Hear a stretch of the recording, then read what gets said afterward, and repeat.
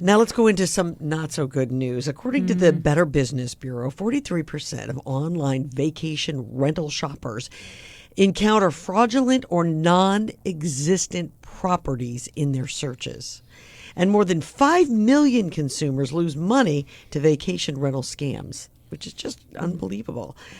Earlier today, Joe and I had the opportunity to speak to Nancy Cahalen. She's the president and CEO of the Better Business Bureau of Central and Western Massachusetts and Northeastern Connecticut. Now, we started our conversation by asking her just how real this problem is. The BBB did a study a few years ago, and we found that 43% of online shoppers encountered faked listings for non-existent vacation rentals. There's a lot of them out there, and it's not surprising that it's happening more frequently. Nancy, as I was reading this, I was actually sort of shocked to see that scammers use Airbnb and VRBO for the scams as well. Yes, they're a lot more secure than like Craigslist, but the scammers are able to get their way on there. And so you really need to be vigilant when you're planning your vacation. And there are some things that BBB will point out to you where they're great tips to try to avoid these types of scams. Let's hone in on some of those because this is the time of year that people start booking those vacations. So when you spot a listing that's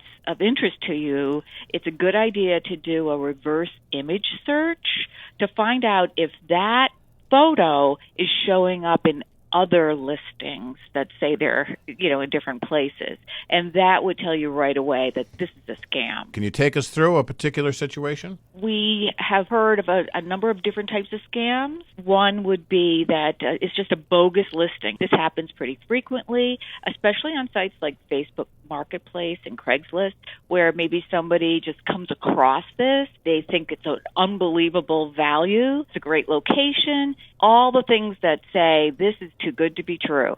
And generally it's not true. So they pay a deposit for the vacation rental and then arrive with their kids and dog in the car, and it's not theirs. They have no claim to it. It was a photo of some other property or even that property, and it's not for rent. Are there ways that you can get your money back? Tell us what happens if you fall victim to this. Well, that's a very good question because how you pay is so important with all types of scams. So the scammers will try to get you to use payment methods that are not refundable, like peer-to-peer payment methods like Venmo or Zelle. Oftentimes they'll ask for a deposit that way.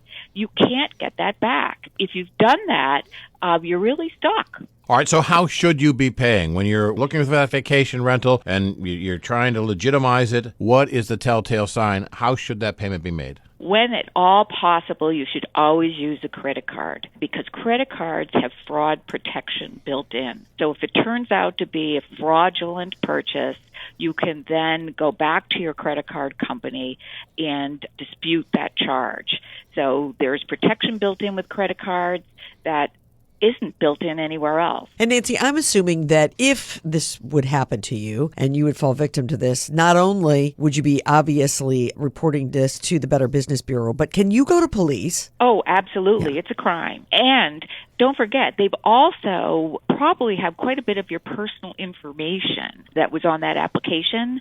So that's another thing you need to worry about is identity theft. So you should definitely report this as a crime to your police station. And, we'd love to get that report on BBB Scam Tracker, but also go back, if you were on Airbnb or VRBO, go back to the platform where you found it and let them know, too, so that they can take that down. Nancy Cahalen's our guest, president and CEO of the Better Business Bureau in Central and Western Massachusetts and Northeastern Connecticut. Tell us about this. You said the Better Business Scam Tracker. Tell us what that is and how that works. We have a mechanism to track and report scams from individuals, and it's at bbb.org/scam tracker. Individuals can use it to research to see if the scenario that they're faced with, if it sounds a little bit like a scam, they can go on there and see if other people have had that same experience. Law enforcement also uses the information that we have on Scam Tracker,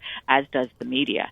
So it's really great. You can zoom in on almost like neighborhoods. You can zoom in like a heat map to see what scams are active right now in different areas. So what's the number one thing when I'm booking that I really need to watch out for? What would you say is the biggest red flag? We talked about the photos. Check to make sure that the photo is legit. Do a reverse image search on that. If the owner wants to get you out of that platform, wherever you found the rental, and start messaging using like WhatsApp or some other messaging platform, that's a red flag as well. If they want you to pay outside the official platform that you're on and want you to use some kind of a untraceable, unrefundable method like Zelle or Venmo or wiring money or even using prepaid debit cards, that is definitely a scam as well.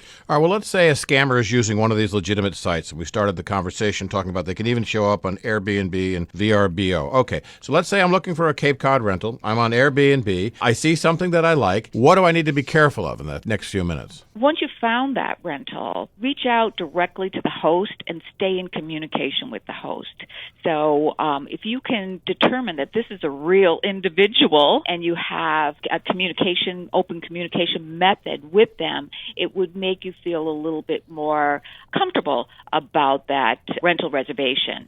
And you should always check in again with them as your week's vacation gets closer before your arrival. So if something did go bad, you want to find out about it before you pack the car and leave home. And once you do reach out and you're getting a timely response, that's going to make you feel more comfortable about how responsive they would be and professional they would be if something did go wrong while you're there in their rental. Obviously been hearing about this types of scams for years and years. Where are we on the curve? I mean, the stat that you have in here that suggests that 43% of shoppers online are encountering these scams, it doesn't seem like we're making any progress. So that's a great question, and I think that's the prevalence of the scam. And so the scammers keep pumping up the prevalence. It's up to us to do the education to reduce the susceptibility. So if people are aware of these scams, they're less apt to fall for them because they're going to recognize these red flags and will walk away. Nancy, thank you so much for being a part of Bloomberg Baystate Business. We really appreciate your time. Hold the presses. This just in. Here's the news flash. Boss, that man, top dog, big cheese. In business news, 3M and M&M have merged to form Ultradyne Systems. And I need all of you to stop what you're doing and listen. Oh, goodness gracious. All right. It is that time of day when we check our top story on the Bloomberg terminal. U.S. inflation spending cool in signs of some progress for the Fed. A key gauge of U.S. inflation rose last month by less than expected and consumer spending stabilized, suggesting the Federal Reserve may be close to ending its most aggressive cycle of interest rate hikes in decades.